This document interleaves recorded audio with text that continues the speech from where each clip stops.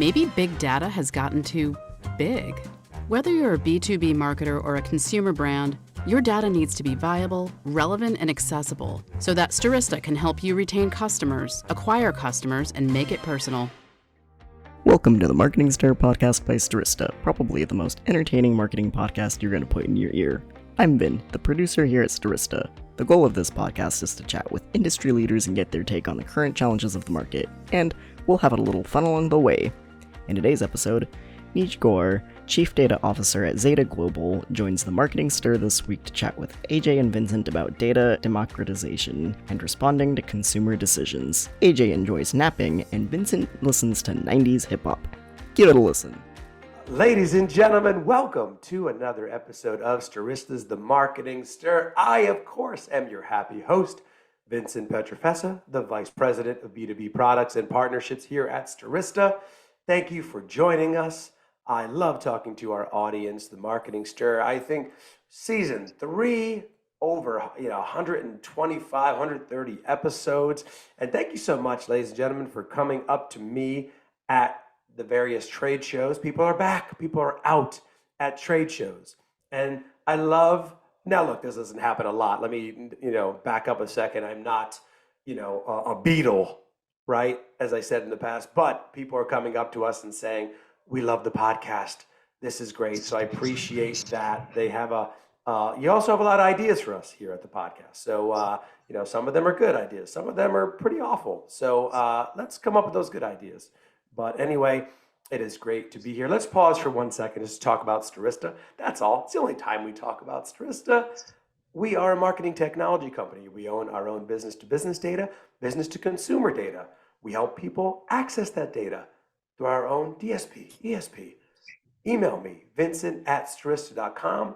I can help. That is how confident I am. I just gave you my email. The other thing I'm confident in is my co-host, ladies and gentlemen, the San Antonio Slayer. I haven't used that in a long time, but he's back. He's beautifully illuminated. Mr. Ajay Gupta. What's going on, Ajay? Hey, Vincent. I am indeed back, well rested from Thanksgiving. For a change, we didn't do much, so managed to get quite a few naps in. I know. You're a huge napper. I tried to take a nap yesterday while watching. I was with my oldest son, and he just bothered me every 5 minutes. Even when I started my eyes just to close a little bit, he would hit me. I was like, "Who is my kid?" That's what I would do. I would do the same thing to annoy an adult. But I didn't get much sleep this weekend. But yeah, Thanksgiving was fun. I kind of just went up to Connecticut, visited my brother, and then stayed over at a hotel. I watched the New York Giants lose. I was very disappointed. And that's it. Just had a good weekend. Other than that, it was fun. But I'll be in San Antonio. I think, you had a good fantasy win, which is good because you beat the guy who could have taken over my spot. So I thank you for that. That's right. You went down, Hunter. Don't think you could come in this league and beat me. Come on. It's but yeah, no, it was a fun weekend. It was but now it's like, we got those couple weeks here until Christmas. It's a joyous time in New York City. Joyous time in New York City. Let me talk to you about joyous. I always love meeting people who, I kind of we would have went to the high school at the same time, like the same class, if you will. I always hold those people very close. And I discovered that this gentleman not only is amazing at what he does, we love the company that he works for, Zeta Global. This guy knows data, but I always feel, and AJ, you're not quite my era. I was surprising to learn that you're younger than me. I was very surprised to learn that. A lot of women say I'm considerably younger than you. But. Yeah, well, they probably work for you. That's probably why. But no, you're younger than me. But this guy, hey, I'm not going to say my age. I won't say his age. But, we would have graduated high school at the same time. And that means you grew up in a certain era. You grew up in the 90s. Let's say it. Who cares? You grew up in the 90s. Great movies. The best music, the best hip hop for sure, right? So that is something we have in common. Let's give a warm welcome, ladies and gentlemen. He's the Chief Data Officer at Zeta Global, my new pal, Neej Gore. What's going on, Neej?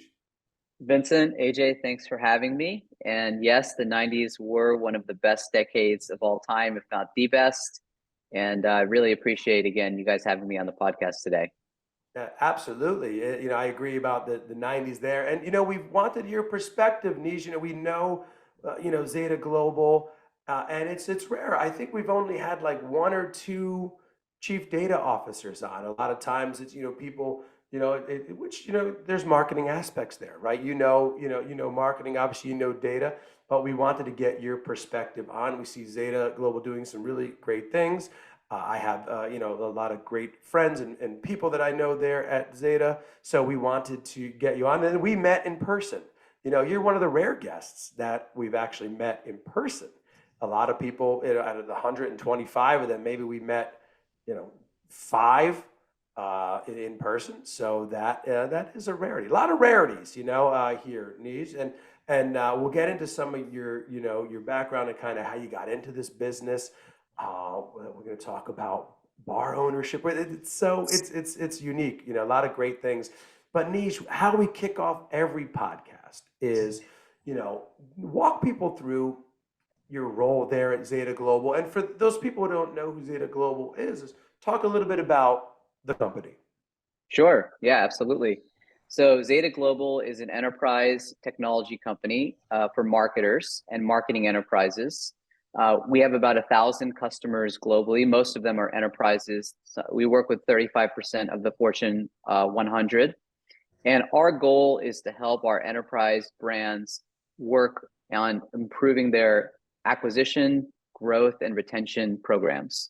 So our technology powers everything from help me find new customers to help me keep my customers for longer, to actually help me extend customer value. And really, we operate across the consumer lifecycle in that way. My role here, I'm the Chief Data Officer. And really at Zeta, we have 2 pillars on the technology and data side. It's myself and my colleague, Chris. He's the CTO. And we help to drive the innovation and really the platform itself, and taking in data and synthesizing data as inputs and then making it into something very valuable that our customers can use to, again, acquire, grow, and retain their customers. Nice, and a great team there. Shout out to Chris, shout out to Bashir, Katie, awesome, teammates that we know there. So Neej, we normally ask how someone gets into marketing, but talk to us how you got into just like this business, this world. Sure. Data. It's not like people don't grow up and they're like, hey, let's get me into marketing. People don't certainly grow up and like, get me into data. Like, I don't think people talk about that, but tell me how you got into it. Yeah, I will tell you. And it's a pretty interesting story if you go back. So, by the way, you look very young for your age. And so don't be shy. Yeah. Both of you. And so don't be shy about releasing the year of your graduation to the audience. I won't be either. So when I graduated from college, I went to Cornell. I had already been sort of set on this path of entrepreneurship. My senior year at Cornell, I had started working with a friend of mine on a technology that was attaching intranet portals to back-end ERP systems for schools. And so, so much of technology and so much of entrepreneurship is being in the right place at the right time.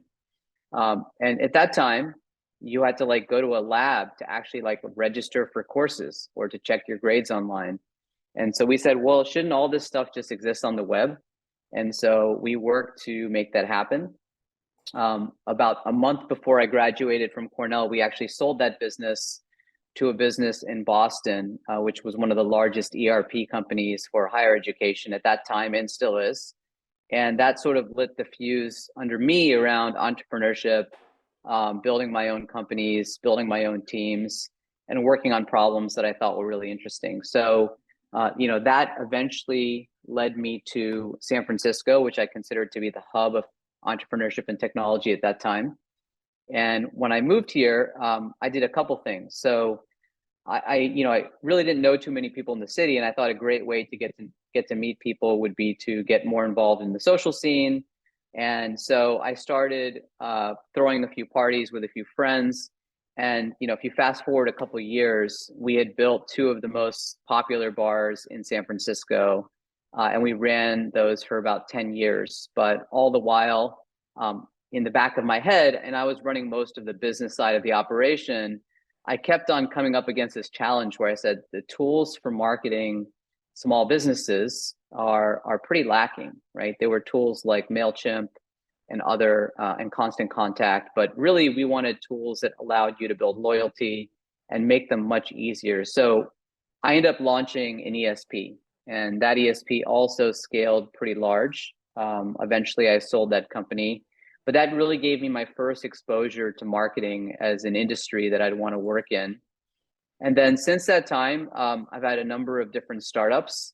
Most notably, about 9 years ago, three of us got together and we started a company called Boomtrain. And Boomtrain was an AI-powered marketing stack, really to remove the decisioning that a marketer would need to do, let the AI do it, and really enable one-to-one messaging and personalization across owned marketing experiences.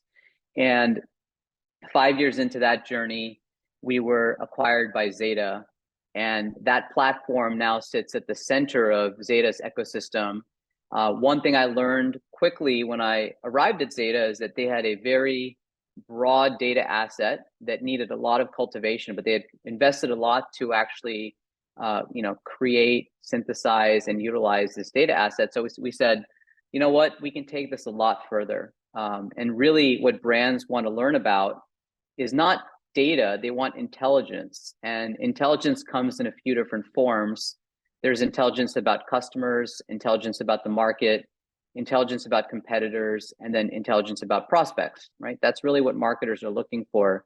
So the synthesis of intelligence into a system of activation, that could be a DSP or an ESP or a CDP, that combination unlocks something very, very new for the MarTech space. We've already seen intelligence play well with walled gardens for a long time, namely Google and Facebook and Amazon as examples.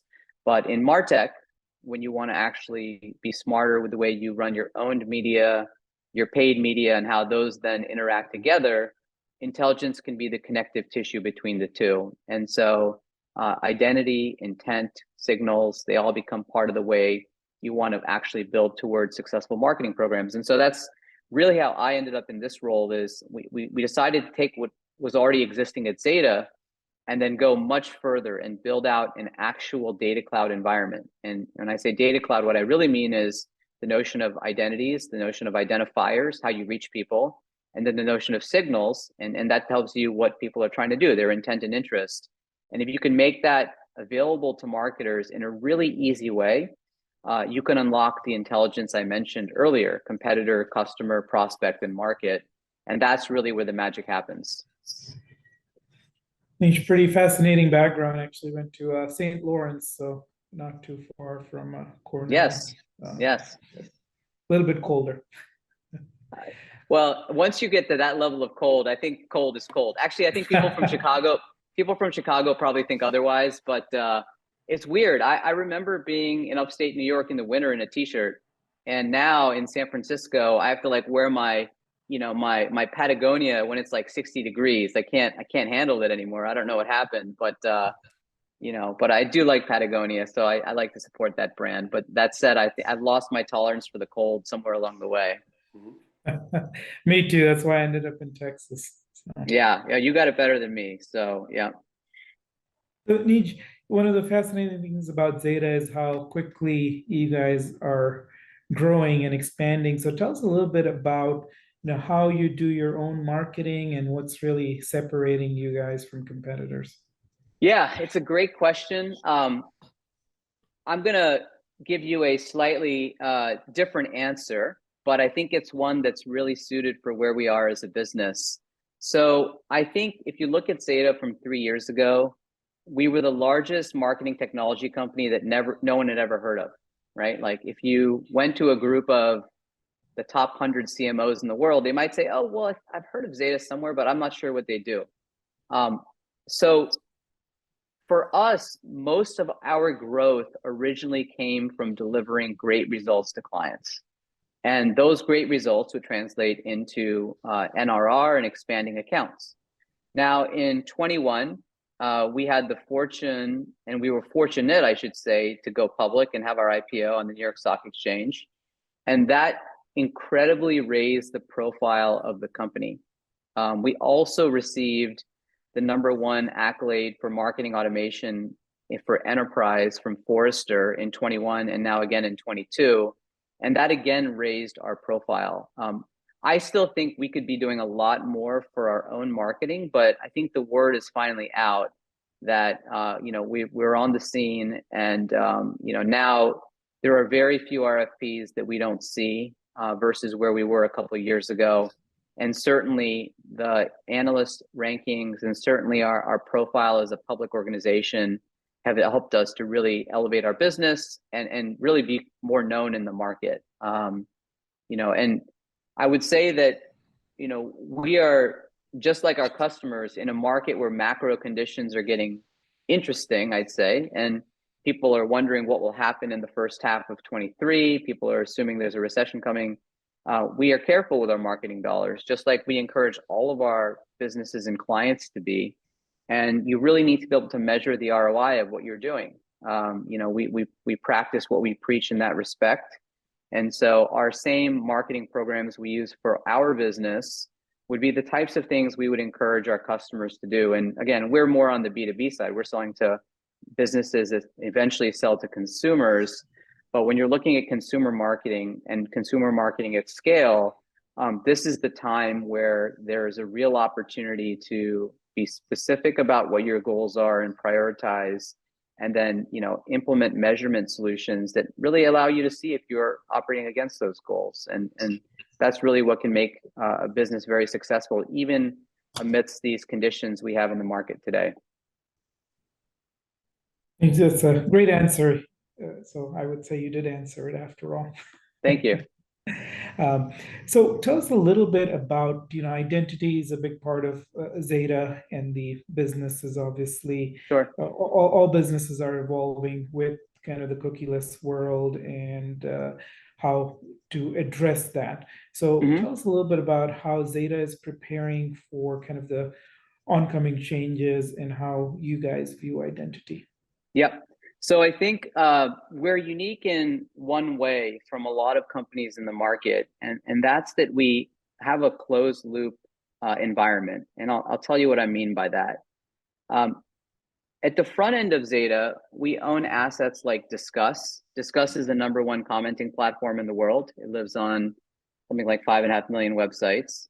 And through Discuss, there is a value exchange happening with the publishers that we work with. And the tool set we provide there is expanded over time. But publishers get increased engagement, consumers get free content, and then Zeta gets to access some of that data. So, we have data sourcing within our own four walls across the open web that give us a view of identity, and they give us a view of identifiers. Now, within our own stack, the core technologies that we offer are a CDP, an ESP, and a DSP.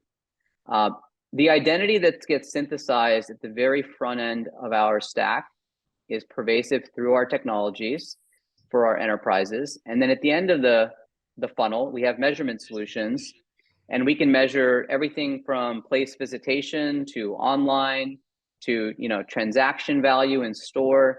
So the fact that we're not reliant on outside identifiers to connect those dots has given us some leverage in market as it relates to the ecosystem changes. What I will say is, over the last 5 years, as different regulations have come into effect, our identity graph and the number of identities that we have consented into the graph has continued to go up.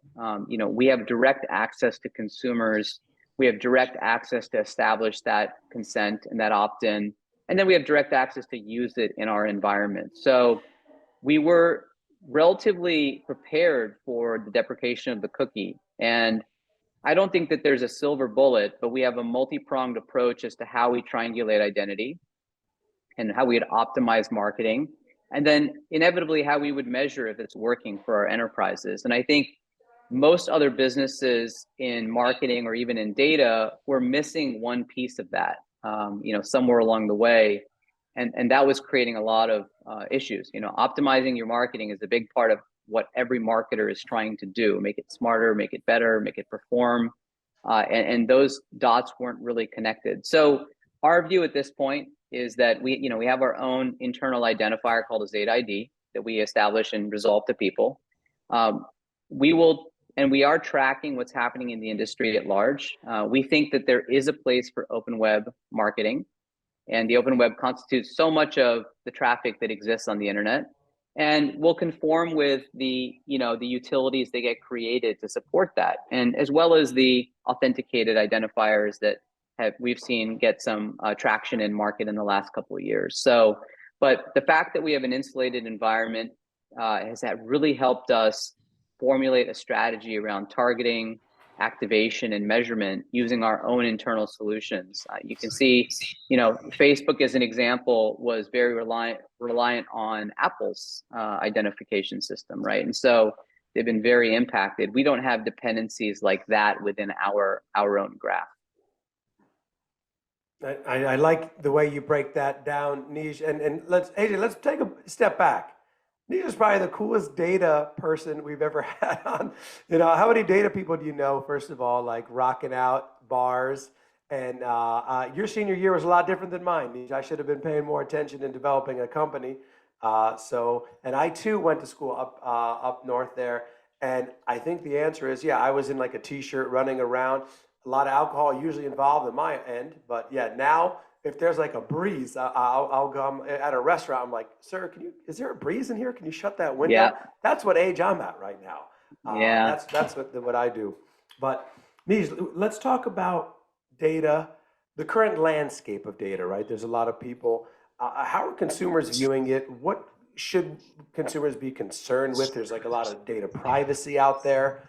Talk to us about your kind of current take on the landscape. Yeah, there's so much noise right now around data and what's coming and what's happened.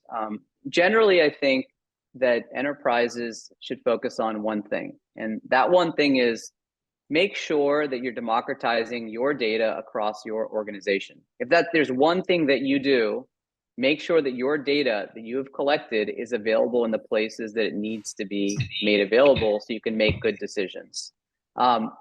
Once you have a framework for that in place, and so that's why data democratization has become so important as a theme for executives. They're boardroom themes now, not just within the data teams.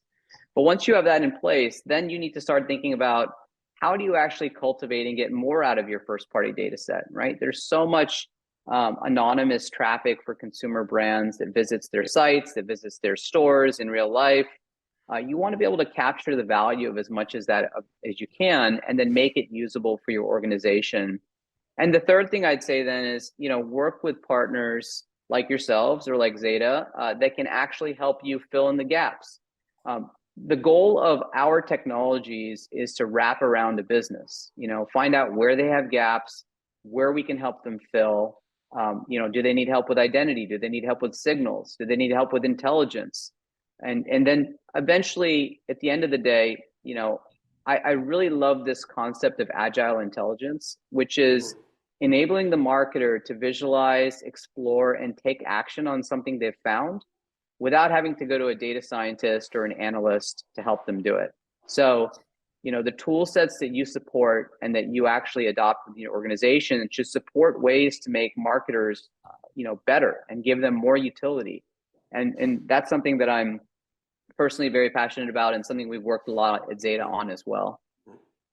And Neej, I've heard you talk about data democratization, and talk to us about that a little more. Why is it important?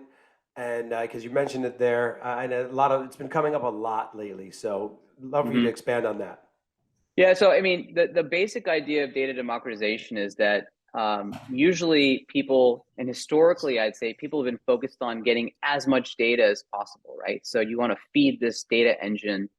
The challenge is, great, if you have an AI that's building a specific lookalike model or doing a specific thing with the data, maybe it's able to actually synthesize into something intelligent. But the reality is you have people that work in your organization.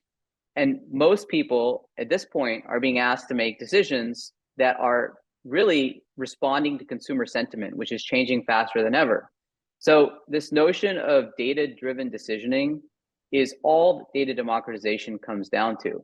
Have you enabled your team members and people that are on the ground to make the best decisions they can based on the data that they have available? And we find in many organizations, this just doesn't exist. And so whether you're talking about making an email campaign perform better, or you're talking about doing something like making intelligent decision on what content to personalize in a message, those are both things that the data can help to inform. I was working with an enterprise a few weeks ago, and they have this thing called a lapsed customer list. I'm sure you guys are familiar with these. They have a database that's north of 20 million. It's a big consumer oriented company, and they have several 100,000 what they call lapsed consumers that they had stopped messaging.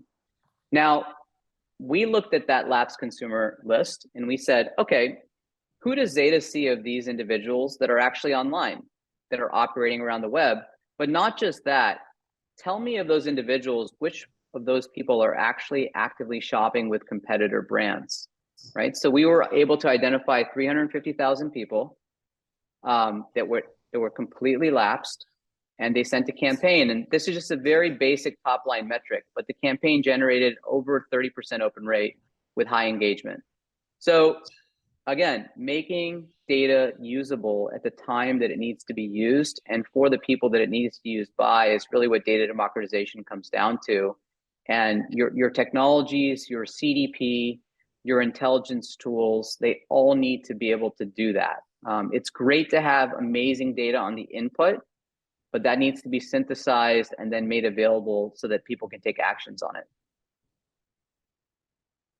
Neej, with kind of the oncoming recession, how do you see that currently affecting our industry and kind of looking ahead for the next 6 months or so? Yeah, it's the most interesting thing, and I get questions from a lot of investors about our sell side and buy side analysts about RFP volume. And what I've actually noticed this year is that RFP volume has gone up, which tells me something that's really interesting. Brands are getting very specific about measurement. They're getting very specific about the ability to generate ROI. CMOs are being asked to make a case to the CFO and say, you need to retain my marketing budget because this is what it delivers. And so people are reevaluating their stacks, they're reevaluating their data, their identity graphs, and they're trying to figure out what are the tool sets that are going to enable them to do more in macro conditions that are going to be more challenging. Do you guys know the race car driver, Senna? He's a famous driver. Sure. One of the world's most famous. He has this great quote that he says, you cannot overtake 15 cars in sunny weather, but you can when it's raining. And if you think about that, the rain that's about to come is going to create separation between businesses that are doing it right and the ones that have not made the right types of decisions during this time. So again, we're seeing increased RFP volume. We're seeing people ask more of their technology stacks. Obviously, there's been a boom in interest in CDPs in the last few years. That's a little bit of a right time, right place, right situation thing that's happening in the market. But really what it lends itself to is CMOs are being asked to look at their marketing equation differently. Retention marketing, growth marketing, acquisition marketing, they're all part of the same marketing puzzle, right? And I'll bring up the example of Patagonia.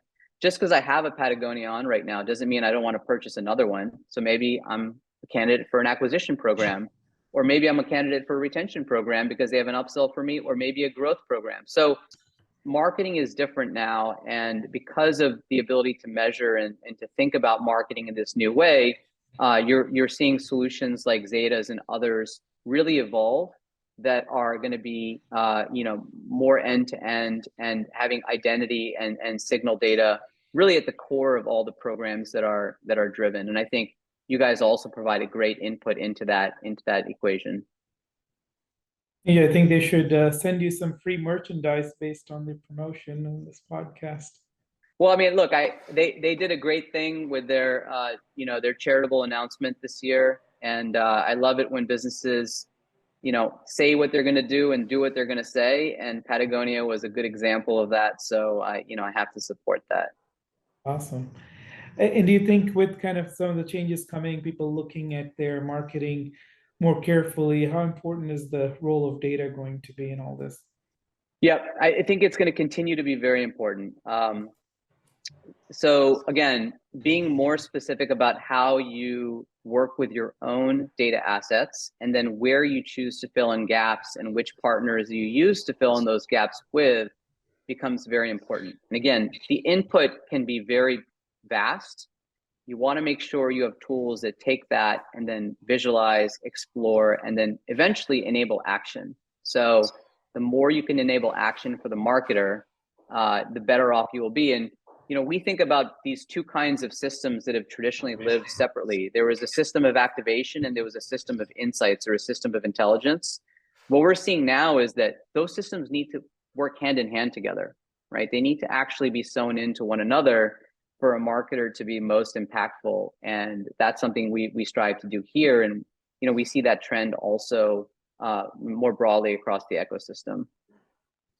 And Neej, some of the questions that were asked now, it's kind of more on the personal side. Some of our staple questions. Sure. We have a LinkedIn question, and this is a question that people at conferences love hearing. And thank you for coming up to me again and telling us how much you love this question, listeners.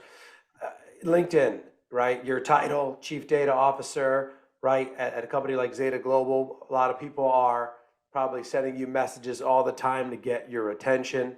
What's a message that resonates with you that you'll respond to? And then what are some of your pet peeves about how people reach out on LinkedIn? Oh my goodness. So AJ, I'm sure you and Vincent both get a ton of these, right? So there's a couple things, and I know how hard it is to be an SDR in today's world. You're tasked to do a lot, and you realize that there's 1,000 other SDRs that are tasked to do the same thing, and you need to cut through the noise. So I like it more when if someone messages me, they're not asking for a meeting, but they're offering me something I can learn. And typically, I think that's a better practice. We're all interested in learning. I really enjoy it when there's something I can read or something I can look at that is actually very interesting. There's a company called Charter, CHARTR, and they do basically data stories, right? So they're not selling anything, but they do very interesting visualizations of what's happening in the world.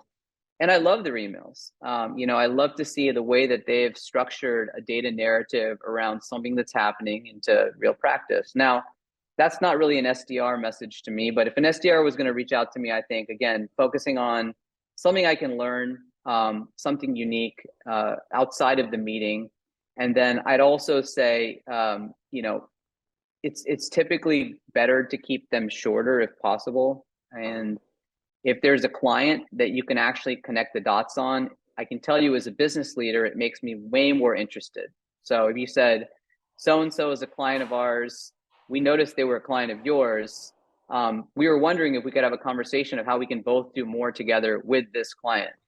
That would get my attention. And I know that's that's like hand-to-hand combat if you're doing that at scale, but from the SDR perspective, I think it's way better to send less messages and be more thoughtful in what you're actually delivering than just going for a volume play. I think the volume play will end up with, bad quality in, bad quality out. Mm-hmm. Yeah, no, we agree. And a lot of, everyone who's been on this podcast, no one is ever I like a mass message that, where it's clearly my name is in a different font. It's yes. No, you don't like that. But it's yeah. And even, a lot of sales leaders will come up to me and be like, thanks. I use that advice for my own SDRs because it's at the end of the day, you'll maybe get more meetings I always say, if you talk to people like human beings, right? You find something out and Yeah, I have someone, my own friend, targeted me in a. I was just with him like 3 days ago, and he must put my name into this one solution where it's like, "Hi, Vincent, are you interested in a blah blah blah?" I'm like, "Dude," I was like, "Why did you just?" I was almost said his name. I was like, "Why did you reach out to me like that way?" Oh, you're just part of my software. I'm like, "No, you want a meeting with me? It's a different way." Anyway, um, Neej, talk to us about the personal side, right? So you went to school up here in the great state of New York, and now you're in another great state of California. But where did you grow up? Did you grow up in either? I grew up in Virginia, just right outside of DC. So Cornell was, it wasn't in my backyard, but it wasn't too far. Yeah. And there's a trick that the schools in upstate New York do. You guys probably both know them well. Hmm. You visit in the summer when the weather is the Yeah. most beautiful that you've ever seen. And then as soon as you get there and October hits, you're like in snow for 9 months or like wintry mix for Hmm. 9 months. So that always becomes a little bit depressing. But I was like in a computer lab all the time anyway. So Yeah. the only tan I was getting was from the glow of the Sun Microsystem computer I was probably working on, and that's also dating me a little bit. So there No, you go. I remember having to go to computer labs, AJ. I had to go to a computer lab to do my papers. My roommate had a word processor, and we would use that. I had to go to a computer lab at Oswego again, which they take you in there in the summer. They're like, look at our sunsets. I was like, I never thought there's a beautiful sunset. It's amazing. It's right on Lake Ontario. That's how they got me. And then it was like, May, and I was freezing. It was like snow on Mother's Day. I'm like, this is the worst. But I had a lot of fun. But Winston, did you go to school with Warren Buffett or? with Warren Buffett, yeah, he was my roommate. He was back in the day. I was like, you should start investing, and he was like, oh, that's a great message. But I still get no cut from his. I'm not that old, darn it. But yeah, no, you had computer labs. Remember, Neej? You had to I go to do. you I had to go to a remember them computer well. lab, and then I would always go last minute. I always think best last minute. Like if they're like, that's when I get all my thoughts out. I love a good deadline. I'm not like preparing 7 days in advance, but also, what are you doing now, right? What are some of your hobbies? You were just on a sailing trip, right? I was. I've sailed in the British Virgin Islands and the French Virgin Islands and just generally that area many times. So I just completed another 7 day sail there, which is fabulously amazing, and I thoroughly encourage you to do it. All of you that are listening, and we were on a 52-foot catamaran this time, so had friends with us. You eat really well. You basically are salty and soggy all week. It's glorious. And in San Francisco here, there's obviously tons of activities to do. I'm passionate like AJ is about tennis. We haven't played yet, but I would love to at some point. And just generally anything outdoorsy or active is how I distract myself from the work. And yeah, it's a great place to be in the Bay Area, primarily because we're so close to so many great things, right? We have Napa and Marin, we have Big Sur and Lake Tahoe. So those are all things that offer awesome activities on the weekends and even on the weekdays if you can get away. Nice. That's the key to AJ's heart. A little tennis. Why don't you tell Nish your tennis partner? Can you reveal your tennis partner next week? He doesn't listen to the podcast, I'm sure. Yeah, actually, Manu Ginobili, playing him on Wow. Wednesday. Yeah, So San Antonio. uh, That's he awesome. moved in right next door to me. So That's uh, amazing. He must have a good wingspan, so I'm sure he's good at the net Yeah, yeah, I mean for he's for close to for, 7 foot tall. poaching. So Yeah, yeah. probably a good that's. serve too. Oh, That's I know. great.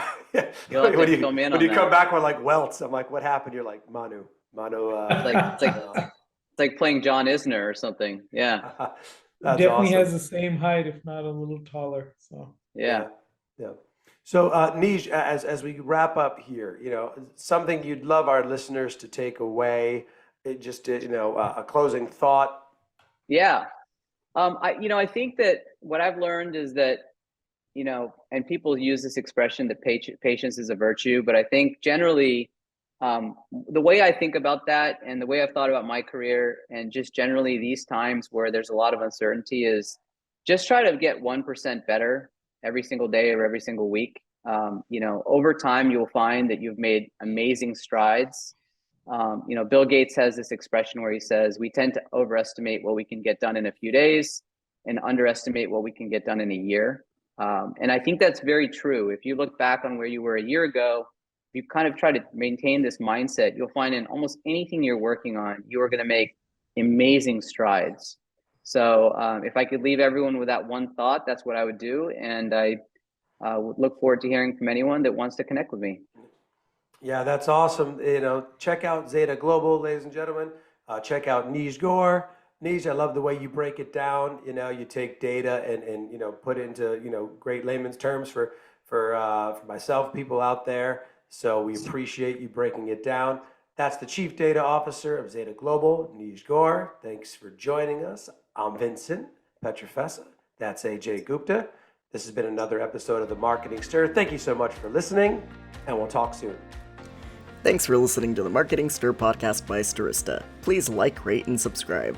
If you're interested in being a guest on the podcast, please email us at themarketingstir@stirista.com. And thanks for listening.